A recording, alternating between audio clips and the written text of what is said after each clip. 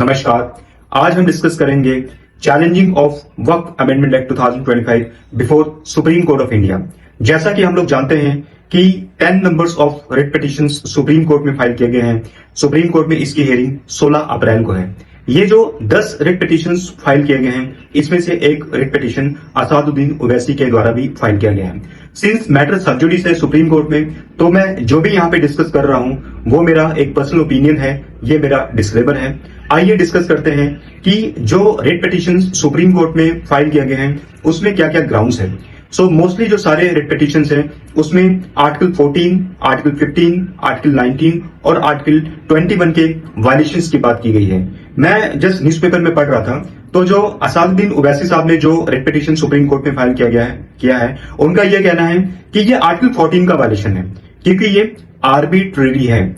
तो जो कॉन्स्टिट्यूशन की अच्छी समझ रखते हैं उनको यह बात पता होगा कि जब हम आर्बिट्रेरीनेस की बात करते हैं तो क्वेश्चन ये है कि क्या ये आर्बिट्रेरीनेस एक बिल के अगेंस्ट में जो कि पार्लियामेंट ने पास किया है, अब वो बिल एक्ट में कन्वर्ट हो चुका है, तो क्या ये आर्बिट्रेरीनेस का जो ग्राउंड है वो किसी एक्ट में भी लिया जा सकता है।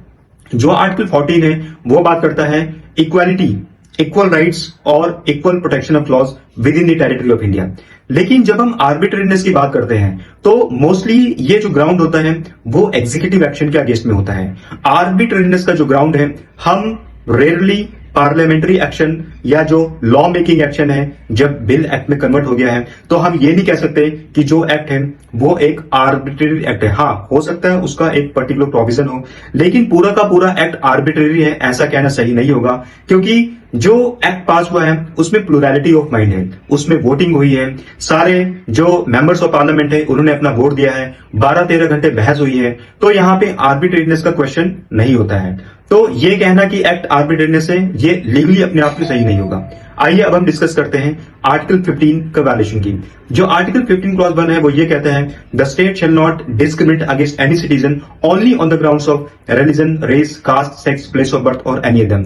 अगर जो आपने वक्फ अमेंडमेंट एक्ट 2025 पढ़ा होगा तो उसमें कहीं पर से रिलीजन की बात नहीं की गई है, उसमें प्रॉपर्टी के मैनेजमेंट की बात की गई है। जो 1995 के एक्ट में जो पावर दिया गया था वक्फ बोर्ड को, उसको यहां पे रीजनेबल रिस्ट्रिक्शंस इंपोज किया गया है। प्रॉपर्टी को वक्फ बोर्ड कैसे मैनेज करेगा, उन सारे क्वेश्चंस को यहां पे डिस्कस किया गया है। तो यहां पे किसी रिलीजन का भी वायलेशन नहीं है। तो आज के लिए इतना ही, नेक्स्ट वीडियो में हम फिर डिस्कस करेंगे। Thank you so much.